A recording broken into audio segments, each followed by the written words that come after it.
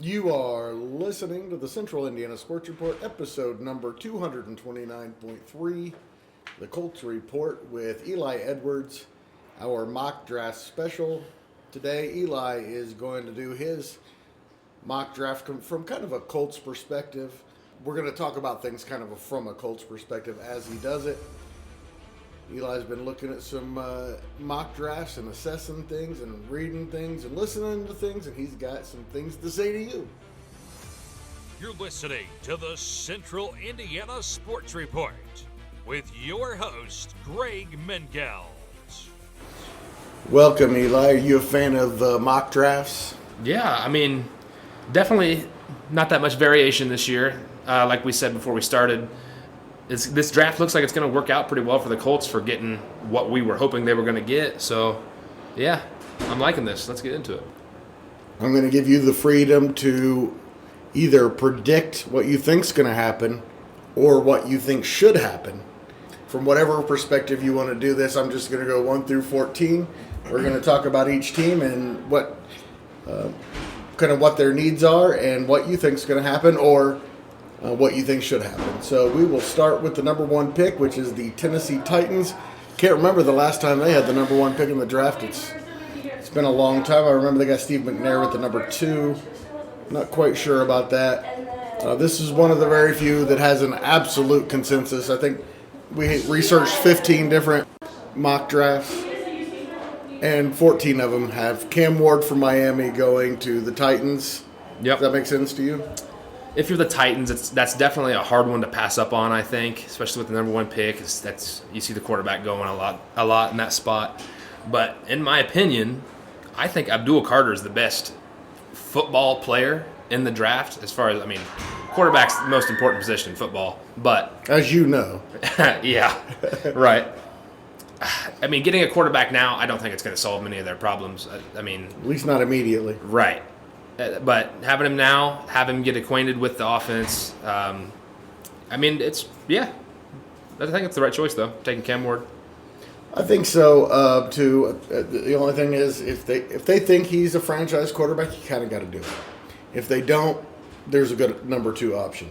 Yep. Speaking of which, we'll go to the Cleveland Browns, who are used to picking down here. Seems like every single year the Cleveland Browns are picking at the top, and of course that's not a good thing. The Browns need quarterback, offensive line. They have some. That's a team that they were competitive at times last year because they got a lot of really good pieces. Yep. But they also are missing some significant ones. What do you think the Cleveland Browns will do with the 2nd pick? Well, if I'm playing the Browns, I don't know if there's a whole lot that's scarier from a quarterback than Myles Garrett and Abdul Carter coming off the edges. That is, I don't even want to think about that. That is scary. They've got a lot of issues, but I guess you can't pass up on Abdul Carter. That dude's a freak. If he didn't get hurt, Penn State, who knows? They might have. I don't know. I better be careful what I say. I don't know if they could have won the whole thing, but they would have made a big difference. So yeah, taking Abdul Carter there, that's gonna be a nice pickup for them. It will be. The only thing I would say is that's a franchise that needs a quarterback. That's a team that in the past, when you think they weren't going to take a quarterback, end up taking a quarterback, like Johnny Manziel, for example, and Brady Quinn. They seem to always end up taking the quarterback. Mm-hmm. Is that what's going to happen? It wouldn't be surprising. It's kind of hard to predict what they'll do. Like the year they took Baker, that was even kind of surprising. Baker Mayfield. Yeah, between Darnold and was it Goff? I think that year. No, Darnold and Rosen. Oh yes, yeah. Nobody really knew for sure who they're going to take, and then out of nowhere it felt like they took Baker. So it was like, oh, okay. Yeah. They're hard to predict, but that's a team that for sure needs a quarterback. Shedeur Sanders, is that a possibility? It's definitely possible, but I don't know if he had a great pro day, like yes. We were talking about. That was actually very impressive, but the ease with which he throws that ball. Mm-hmm. Smooth. This whole time I've kind of been thinking that I don't know how good he'll be, Shedeur. I didn't watch enough Colorado games during the season, but mainly because I was Never mind. You were playing. Yeah. Yes. You don't know. You don't know with certain quarterbacks until they're in the league. Yeah, but if. Right. He's a guy that before you draft him, you say, yeah, but if. Right. If he's as good as he could be. Right. You got the Dion genes, the freak athlete genes. That's very hard to pass up on as well. Yeah, definitely possible for them to take Shador, but I don't know. If I'm them, I would take Abdul Carter. Makes total sense. That's one that kind of seems like it's heading in that direction. Yep. The Giants have the number 3 pick, and this is where we have kind of a lot of variation within all of the mock drafts. You got some Sanders there. You got Travis Hunter a lot being predicted here. Some Mason Graham at defensive tackle. And, of course, if Abdul Carter there's no way Cam Ward is falling 2 spots. But if Abdul Carter falls to number 3, you would think then that the Giants would be compelled to do that. Let's assume that Ward and Carter are gone. What do the Giants do? It seemed like the consensus almost this whole time, even during the season, he had said some stuff about on whatever, Instagram, social media, about being a Giant already. So, I mean, maybe he knows something we don't. But if I'm them, I would probably take Travis Hunter because he's a freak. He can play anywhere, at least in college. We don't know yet about NFL, but he can play multiple positions. Tireless. Right. That's weird. It's insane. Like Deion Sanders was. Right. It's crazy the endurance and stamina a guy can have, especially playing big-time football like this. So, I don't know. Travis Hunter, that's another guy that we were talking about because if he ends up being as good as he could be, I mean, I don't know the last time we saw a guy that could play like that, offense and defense, potentially being the best player in the draft or one of them at both positions. If I'm them, I'm taking Travis Hunter. And I want to add real quick, we were talking about Cam Ward not dropping 2 spots. Yeah, I think you're right. That guy should definitely go number 1, considering we played at Miami this year. And, that's right. Oh yeah, we saw it. That guy's pretty good. Yes, So yeah, that guy's a freak. He should be number 1. Sorry, just wanted to add that. All right. So Travis will have going there. All right, move to number 4, and a position we know is not going to take quarterback. They have their franchise quarterback. They're probably the New England Patriots with a new coach, a new direction for the franchise, a familiar face.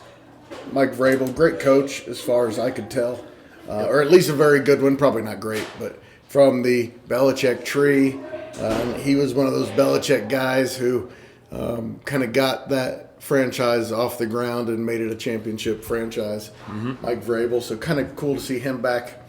This is a pick, another one that a lot of Travis Hunter in this one. A few have Abdul Carter falling to the Patriots at 4, and if that happens, they should think they're angels. That a lot of Armand Mimbo, who a will tackle, a couple of tackles. Mason Graham, a lot of that defensive tackle. Looks like the Patriots, people aren't convinced that they're going to do one thing or another. I think this is the first one where I'm going to ask you one that I don't think anybody really knows what's going to happen here. And by the way, I should mention that there probably will be some trades and stuff. We're just going to assume for this exercise that the team in the position is going to be the team drafting. So what do the Patriots do? If the Giants end up taking Shador, then obviously they'd take Travis Hunter, like you said. But I think what would be kind of cool, kind of maybe what Vrabel's thinking, Jalen Walker drafting a backer, bringing up another backer similar to himself into the Patriots defense, getting a really good leader for that defense. A linebacker who can rush the quarterback. Edge and a backer. So some of these mock drafts have him falling a little bit later, but I mean, who else would they take? I mean, I see that Mason Graham, but I don't know if you take a defensive tackle with the 4th overall pick. I mean, yeah, you say that, and then you get a guy like Aaron Donald, and you go, man, I wish we'd had Aaron Donald go. He goes with the 12th pick because people say defensive tackles aren't really difference makers, but every once in a while they are. Right. That's the problem because Warren Sapp was a difference maker. Aaron Donald was a difference. But typically, I say, if you're in the top 5, you got to take a difference. A guy who's going to put points on the board or keep the other team from scoring them. It takes a whole defensive line. It takes a whole offensive line. It's hard for one guy, but sometimes you get an Aaron Donald. If Travis Hunter's not there, I know you just said no trades, but I mean I could potentially see them trade down a little bit if he's gone. I mean that's if they can get him later or someone else later that's just as good. Why not? And then things start to get really interesting, when that happens. But I think Jalen Walker to the Patriots makes a lot of sense. Yep. All right. So according to you, Ward goes number 1, Carter goes number 2, Hunter goes number 3, Walker goes number 4. So we come to the Jaguars, and it looks like in your situation, Shedeur Sanders is going to drop, and we do see that in some mock drafts where it's a potential. And not only that, a couple of these mock drafts have Ole Miss quarterback Jackson Dart, who's kind of a small guy, Jalen Hurts type quarterback, ahead of Sanders in the top 10. So that is a possibility. So the number 5 pick with the Jaguars, man, they've got so many needs. Again, another team that has a lot of good players, but a lot of holes to fill. Yep. Defensive line, defensive back, offensive line. Those are the 3 real positions they need to fill. Yep. So D-line, I think if Mason Graham, if he doesn't get taken the pick before, I mean, I could see the Jags taking him. Yeah, you're right. They do. I mean, if it's this high of a pick, you need a difference maker. But some of the freaks that they need in their certain positions, I mean, that's just the most obvious one, I feel like, if he's still there. I mean, you never know. Maybe he'll end up being an Aaron Donald type guy, a freak that's like, okay, yeah, you can't pass up on this. Even though you could get an O-lineman like Will Campbell, who's also probably going to be great based off his film. But yeah, if it goes the way that you're saying and you're later in the draft and want an offensive tackle, you're really liking the way this thing's falling. Yeah, for sure. But yeah, I think that's the most obvious pickup for the Jags if it falls in this exact lineup. Best player available kind of thing. Yeah, right. All right, number 6 with the Raiders, seeing a lot of Ashton Gentry. Man, I just don't think that you draft a running back this high. I get it. Saquon Barkley was great last year. He was the difference. But the team that drafted him wishes they hadn't. So do you take a running back here at number 6? Right now in the current era of football, I think that's the hardest position to gamble on.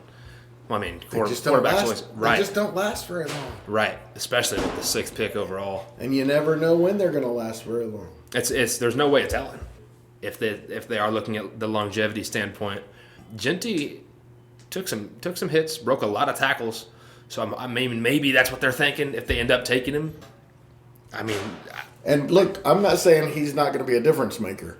No, he almost certainly is. And at running back, you can be right away, right, a difference maker. And if that's what the Raiders are looking to do, maybe it's a good pick. But, man, it is just such a gamble with a running back drafting them that high because most of them just don't even last past their first contract. And the Raiders have seen that before with Bo Jackson. I mean, freak running back, and then just gone. They just saw it with Jacobs. Right. They had him. They drafted him. They nurtured him. Now he's gone. Yep. It's kind of tends to be what happens with running backs. And I don't know if he's at the end of his career or not, but he certainly wasn't as good last year as he was the couple of years before that. It's just, to me, that's the biggest thing in this draft is the biggest wild card to me is do you risk taking a running back that high? I think they will, but it's one of the things where if you're right, you're a genius. If you're wrong, you're an idiot. It's like if you're wrong, it's like running backs don't last that long anymore. And if you're right, it's like you've done so great. I mean, it's just if they're even good, think of all the first round running back busts we've had. Right. I don't think Genty's a sure thing like Barkley was. And Barkley, by the way, before last year was probably considered a bust, considering he was the number 2 pick in the draft. He was at least going that direction. Right. Coming off the torn ACL, it was. It's just such a hard position to have longevity, and there aren't a lot Walter Paytons. There are a heck of a lot more Earl Campbells. Yep. We're at the number 7 pick in the New York Jets.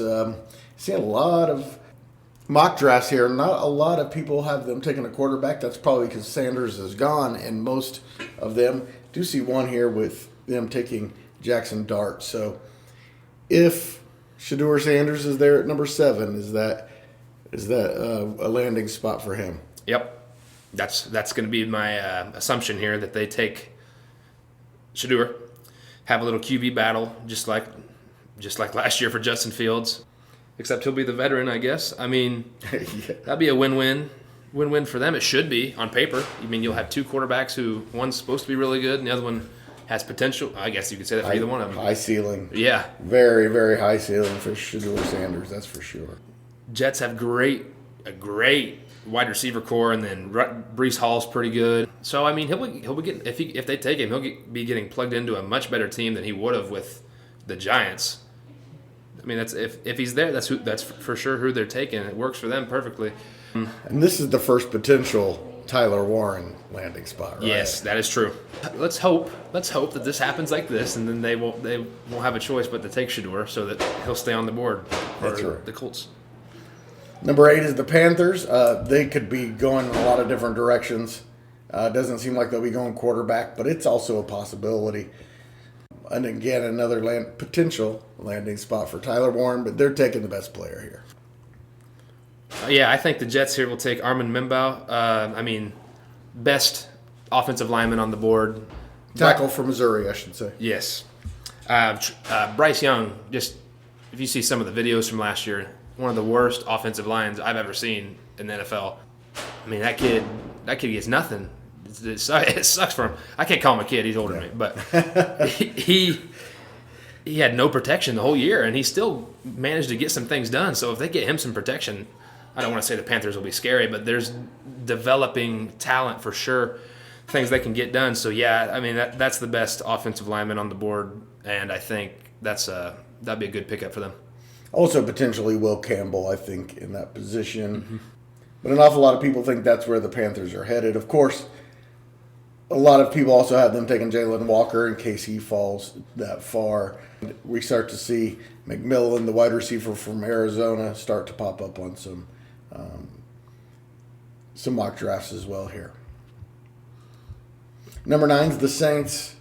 Again, a lot of different directions they could go. I believe that we're on draft night as Colts fans.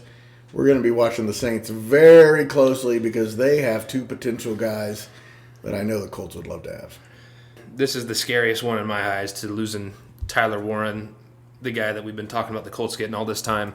That's the dream. I think we both agree. Yes. Yeah, for sure. I really, really do hope for the Colts that that's not who they take, but in my eyes, it feels like a 50-50 shot. They could be taking him here. They couldn't, just since they made some moves in the offseason. There's a lot of different directions they could go here. I don't know what's telling me this. I've just got a gut feeling. I feel like I'm looking into the future. I think that they make a surprise pickup here that is going to disappoint people in Indianapolis. No. Oh. I think it'll disappoint potentially some Saints fans. Is I think that they take Jackson Dart. Wow, the next Drew Brees. Yep. That's what they're looking at, huh? Yep, I think that's their sneaky quarterback. They're going to pull up in here, flies up everybody's draft board. I don't know. I just got a feeling that's who they take. It doesn't make the most sense, but I could also see them in like a more realistic scenario. I could see them taking Will Johnson or Jahdae Barron, if that's how you say it. I think they could be taking him or Will Campbell, even because they need no lineman. But I think they go defense. I have a feeling they go defense. I think you're probably right. So I would see Jahdae Barron or Will Johnson. So one of those. Pick. I think Will Johnson's better. So I think it's Will Johnson. Yeah.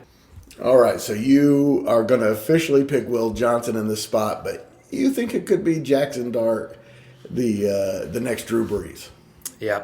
Or at least that's what they're thinking. That's yeah. We'll see. I mean, didn't do anything too crazy at Ole Miss, but I mean, you never know.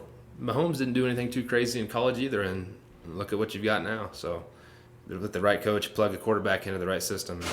I mean, you can get anything done. So, Number 10 is the Bears, and this has to be there's no way Will Campbell is falling past here. Yep. Unless they decide that Kelvin Banks Jr. is a little bit of a better athlete, a little more of a gamble.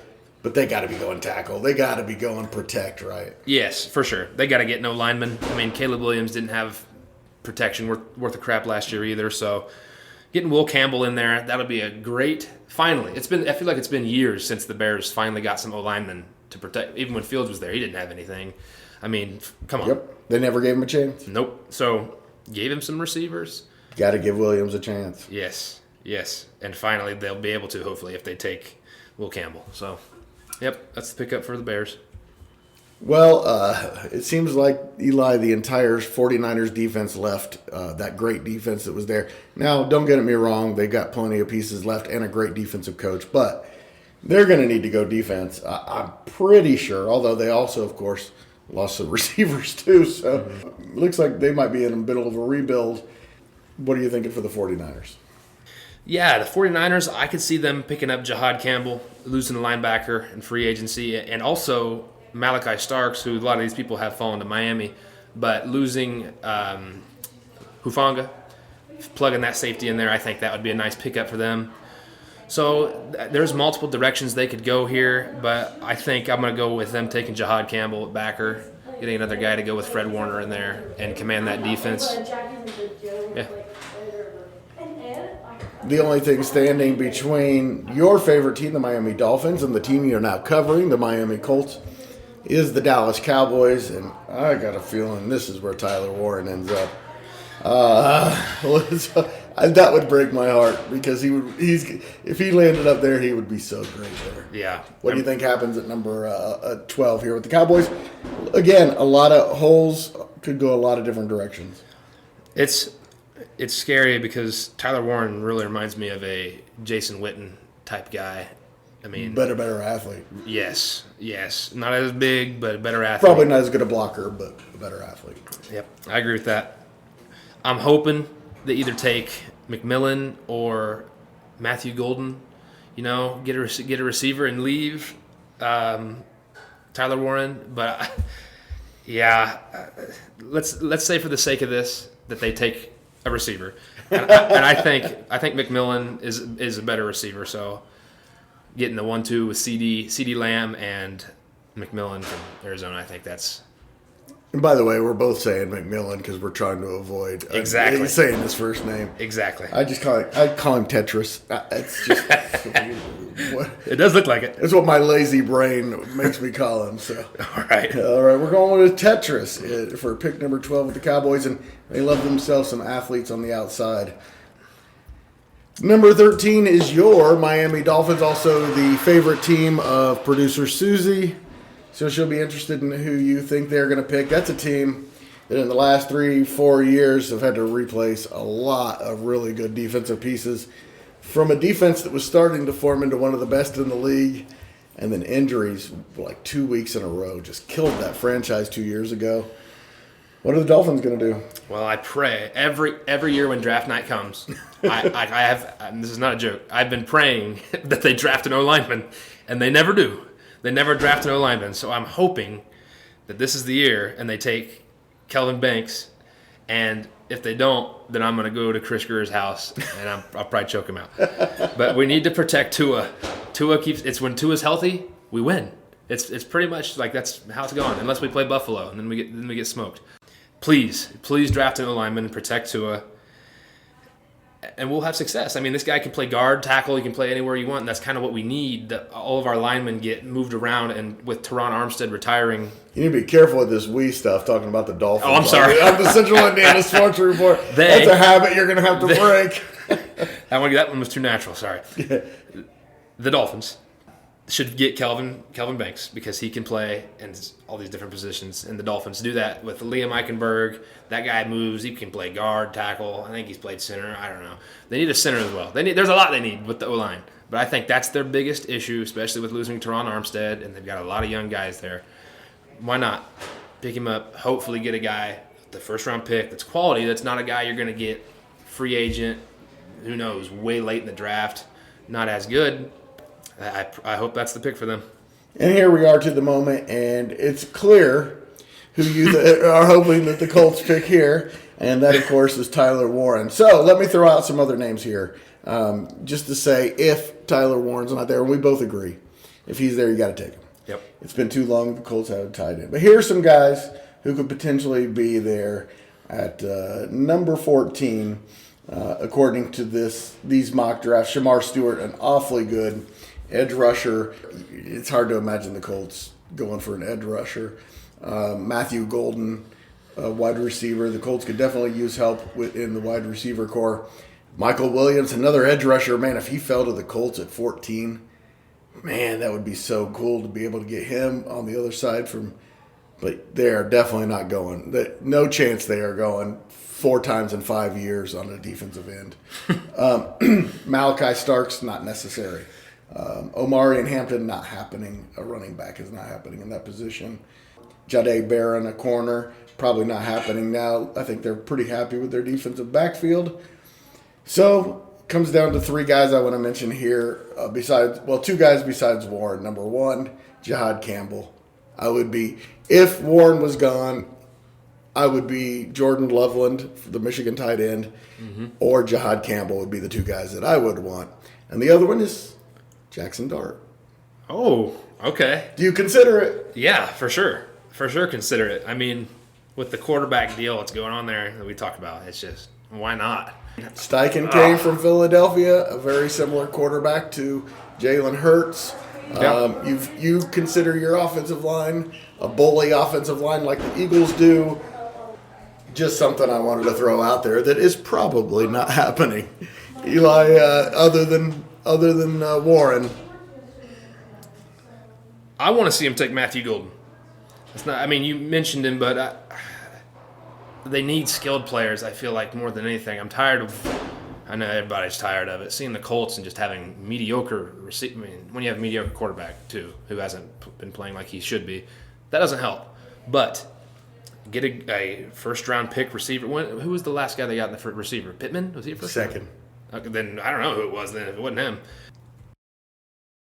Eli, I've pulled up a list of the history of the Colts drafting wide receivers because that's what popped up when I asked Siri to give me the list. It just gave me every one that they've ever drafted, going back to the first year of Indianapolis, which was 1983.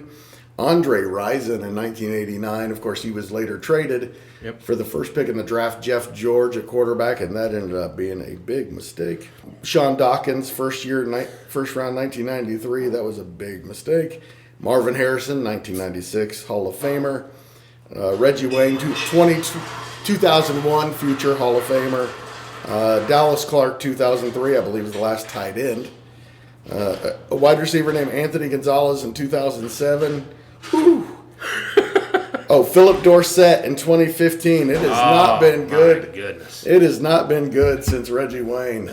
So now second round receivers they've had some luck with. Yes, that's true. Yeah. And later round, even than that. Thinking T.Y. Hilton. Yep. Pierre Garçon. They've hit on some of those, but even Ashton Doolin, for example. They have not had a top-end wide receiver, number 1, absolute go-to wide receiver since Reggie Wayne retired. T.Y. Hilton was more of a downhill threat or downfield threat than. But those 2 are the last ones that they've had, and it's been too long. So I kind of like where you're going. But I think Tyler Warren would elevate the receiver core himself. Some Colts fans that are still delusional about Anthony Richardson would dream about the Anthony Richardson to Tyler Warren connection. They see it in their dreams and they close their eyes. I mean, yes, that'll be awesome if it ends up being a thing. So yes, I mean, we can. Do you like the idea? Do you like the idea of Loveland as an emergency in case Warren's gone? Or do you go Jahad Campbell or Golden in that situation? I think it would be a better idea to go Jahad Campbell or Golden. I mean, maybe should take Jahad Campbell over Golden. I'm just greedy. Want receivers and tight ends. So. Well, they're certainly going to need some linebackers. Yes, as some wide receivers. So it'll be interesting to see what they do. The good thing is it doesn't end after the first round of the draft next week or maybe 2 weeks from now. As the draft approaches, you and I will talk about what we would like the Colts to do in the second through the seventh rounds, and some names that you like, and maybe some matches with some other teams that you like as well. Eli, thank you so much for your time. Always fun. Yes, sir. Thank you.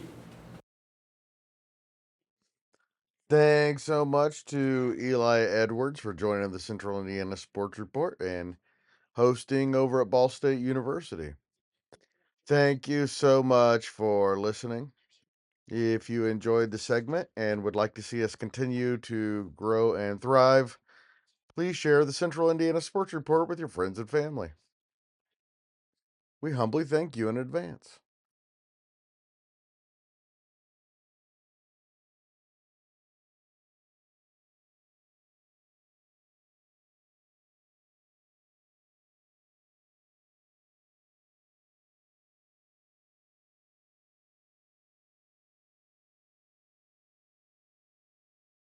Central Indiana Sports Report is a product of ITG Media. And I love Susie.